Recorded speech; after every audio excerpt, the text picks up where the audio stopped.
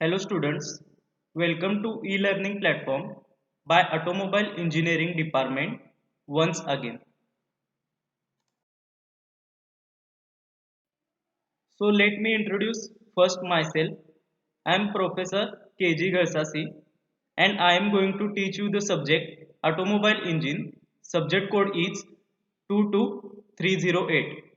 I have already introduced you before this lecture.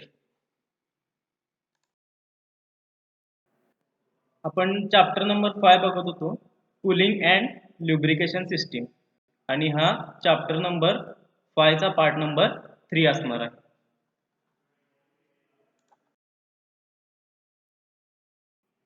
या lecture मध्ये आपण जे टॉपिक्स कव्हर करणार आहे ते कुठले कुठले आहेत बघा.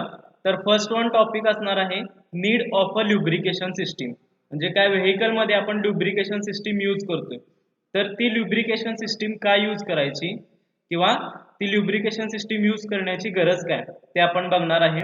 नेक्स्ट आहे प्रॉपर्टीज ऑफ ल्युब्रिकंट. म्हणजे व्हेकल मध्ये आपण जे ल्युब्रिकंट यूज करतो त्या ल्युब्रिकंटच्या कुठल्या डिझायर्ड प्रॉपर्टीज असल्या पाहिजेत जेणेकरून ते आपण ल्युब्रिकंट म्हणून यूज करू शकतो. नेक्स्ट वन आहे ॲडिटिव्ह्ज इन ल्युब्रिकंट. म्हणजे ल्युब्रिकंटच्या प्रॉपर्टीज इम्प्रूव्ह होण्यासाठी त्याच्यामध्ये सर्टन ॲडिटिव्ह्ज ॲड केले जातात. तर ते ॲडिटिव्ह्ज कुठले कुठले असणार आहेत ते आपण बघणार आहे. आणि नेक्स्ट वन आहे कंपोनंट ऑफ ल्युब्रिकेटिंग सिस्टीम. म्हणजे ल्युब्रिकेटिंग सिस्टीम जी टोटल असणार आहे त्याच्यामध्ये कुठले कुठले कंपोनंट असणार आहेत आणि त्याचं फंक्शन काय असणार आहे. तर हे सगळे जे पार्ट्स असणार ते आपण या लेक्चर मध्ये कव्हर करणार आहे. ल्युब्रिकेशन सिस्टीम बघा. In an IC engine almost all machine parts have relative motion and rubbing action against each other. To reduce this rubbing action, lubrication is required, which increases the life of engine. म्हणजे जर आपण इंजिनचं working बघितलं तर त्या engine मध्ये बरेच part असे असणार आहेत की ते मुव्हिंग असणार आहेत. पिस्टन असेल, कनेक्टिंग रॉड असेल किंवा क्रँकशाफ्ट असेल. हे सगळे पार्ट जे असणार आहेत ते काय असणार आहेत तर मुव्हिंग पार्ट्स आहेत. आणि पार्ट्स मुव्हिंग असल्यामुळे काय होणार आहे त्यांच्यामध्ये रबिंग ऍक्शन होणार आहे आणि विअर अँड टिअर होण्याचे चान्सेस जास्त आहेत. मग ते अवॉइड आपल्याला करायचं असेल तर आपल्याला तिथं काय केलं पाहिजे तर प्रॉपर ल्युब्रिकेशन प्रोव्हाइड केलं पाहिजे. तर त्यासाठी आपण व्हेकलमध्ये ल्युब्रिकेशन सिस्टीम यूज करणार आहे जेणेकरून काय होईल हे जे सगळे इंजिनचे कंपोनंट असणार आहेत या सगळ्या कंपोनंटची लाईफ तिथं इन्क्रीज होईल. The purpose of lubrication in engine is generally to reduce the rubbing action between different machine parts having relative motion with each other and to remove the heat generated inside the cylinder.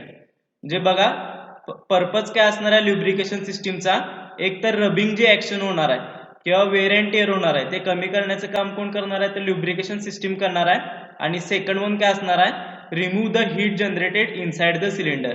म्हणजे जेव्हा काय होणार आहे mixture burn होणार आहे त्यावेळी lot of amount of heat तिथं generate होणार आहे. मग ती हीट जी जनरेट झालेली असणार आहे ती रिमूव्ह करण्याचं काम कोण करणार आहे सम अमाऊंट मध्ये ल्युब्रिकेशन सिस्टीम करणार आहे. तर हे पर्पज असणार आहेत ल्युब्रिकेशन सिस्टीमची.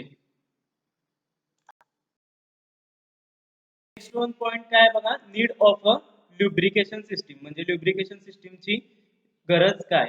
तर फर्स्ट वन काय बघा to provide a barrier between moving parts to reduce friction heat buildup and wear. म्हणजे काय जे मुव्हिंग सगळे पार्ट्स असतील इंजिनचे piston connecting rod crankshaft valves वगैरे असतील हे सगळे पार्ट्स असणार आहेत ते मुव्हिंग पार्ट्स असतात.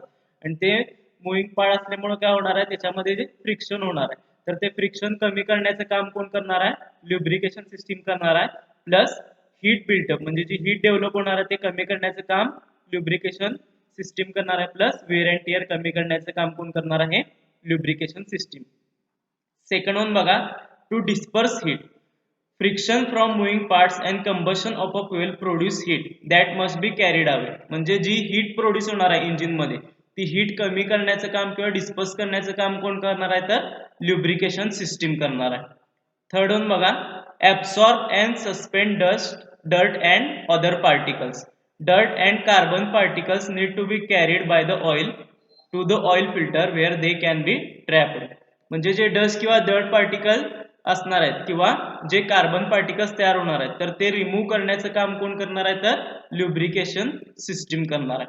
फोर्थ वन आहे neutralise acids that can be built up and destroyed polished metal surfaces. म्हणजे जे मेटल सरफेसवर ऍसिड वगैरे डेव्हलप होणार आहेत ते न्यूट्रलाइज करून ते डिस्ट्रॉय करण्याचं काम कोण करणार आहे तर ल्युब्रिकेशन सिस्टीम करणार आहे. नेक्स्ट आहे coat all engine parts. Oil should have the ability to leave a protective coating on all parts when the engine is turned off to prevent rust and corrosion. म्हणजे जे इंजिनचे पार्ट्स असणार आहे त्याच्यावर oil coating तयार करण्याचं काम कोण करणार आहे ल्युब्रिकेशन सिस्टीम करणार. त्याच्यामुळे काय होणार आहे त्या पार्टचं रस्टिंग असणार आहे किंवा करोजन असणार आहे ते कमी होणार आहे.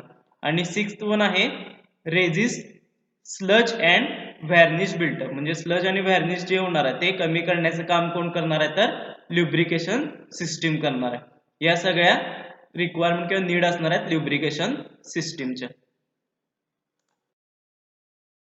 नेक्स्ट वन पॉइंट आहे प्रॉपर्टीज ऑफ ल्युब्रिकंट. तर फर्स्ट वन प्रॉपर्टी काय बघा viscosity. Viscosity is a measure of flow ability of an oil under a particular temperature and pressure. म्हणजे इंजिनचं जर आपण वर्किंग टेम्परेचर आणि प्रेशर बघितलं तर ते हायर असणार आहे.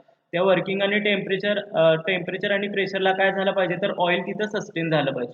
विस्कॉसिटी म्हणजे काय रेझिस्टन्स टू द फ्लो. म्हणजे ऑइल जे इंजिनचे प्रत्येक पार्ट्स असणार आहेत त्या प्रत्येक पार्टला ऑइलनं काय केलं पाहिजे ल्युब्रिकेट केलं पाहिजे. सेकंड वन प्रॉपर्टी आहे फ्लॅश पॉइंट और fire point.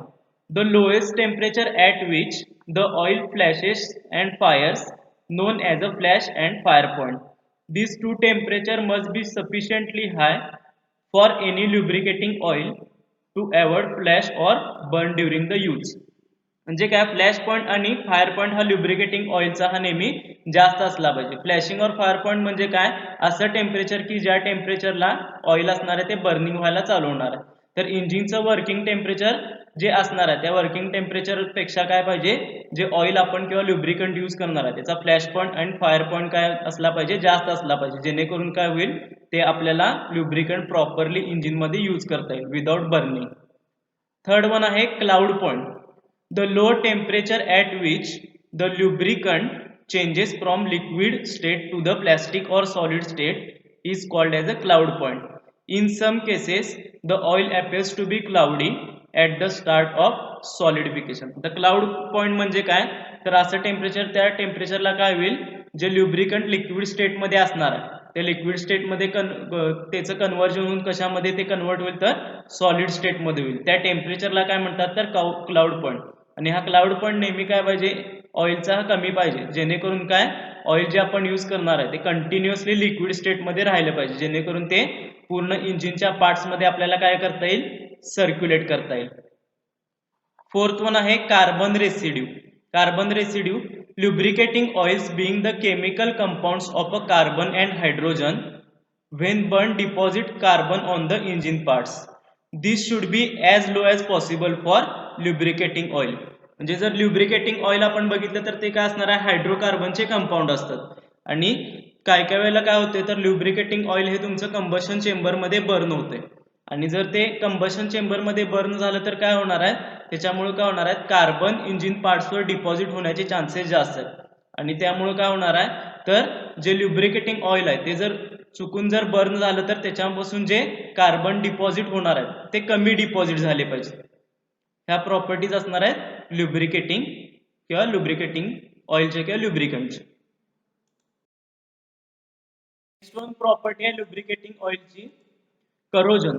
A lubricant should not corrode the working parts. म्हणजे जे ल्युब्रिकेटिंग ऑइल इंजिनच्या पार्ट्सची कॉन्टॅक्टमध्ये येणार आहे तर त्या पार्टला काय केलं पाहिजे ल्युब्रिकेटिंग ऑइलनं करोजन होण्यापासून थांबवलं पाहिजे. नेक्स्ट सिक्स्थ वन प्रॉपर्टी असणार आहे पुअर पॉईंट. पुअर पॉईंट म्हणजे काय the lowest temperature at which the oil pores is called as a poor point.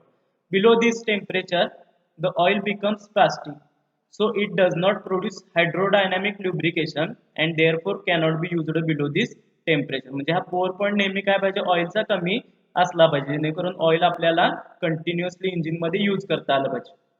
Next one आहे कलर.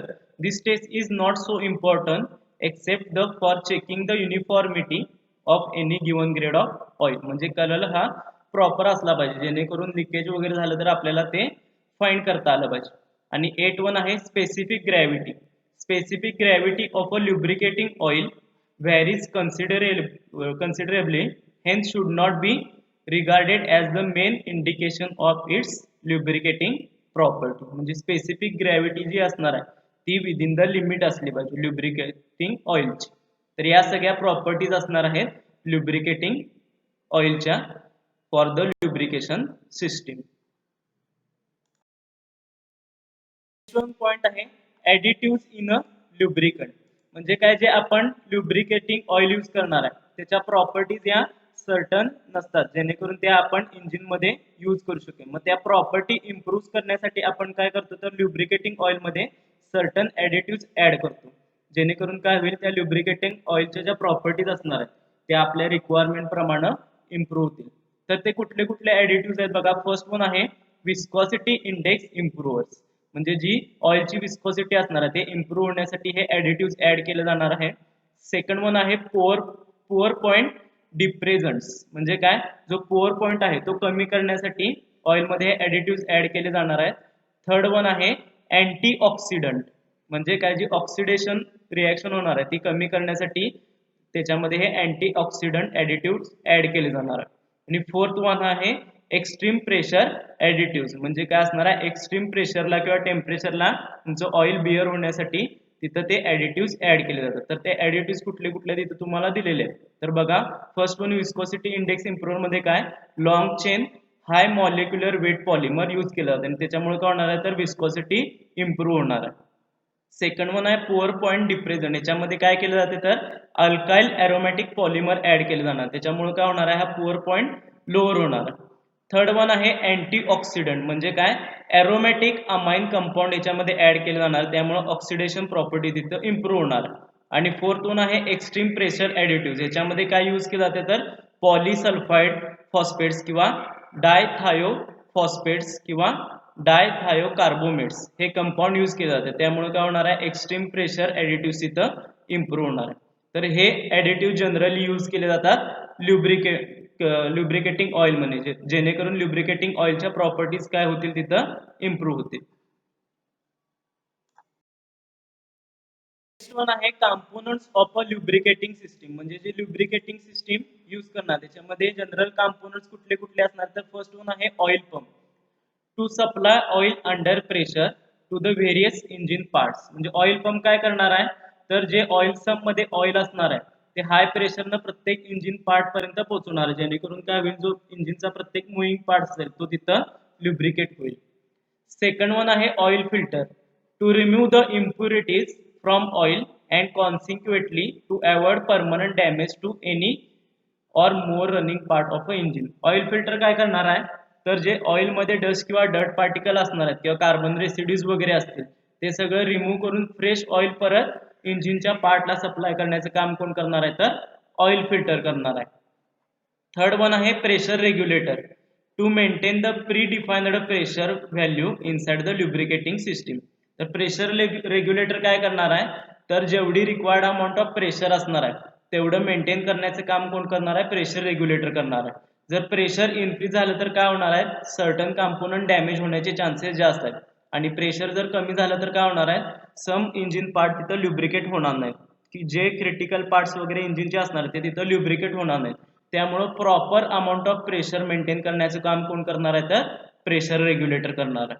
आणि फोर्थ वन आहे oil pressure gauge to indicate the oil pressure in the lubricating system and bring it to notice that whether pressure falls below the predefined value. जे oil pressure गेजचं function काय असणार आहे तर ऑइलचं जे pressure असणार आहे ते नोटिफाय करण्याचं काम कोण करणार आहे ऑइल प्रेशर गेज करणार आहे.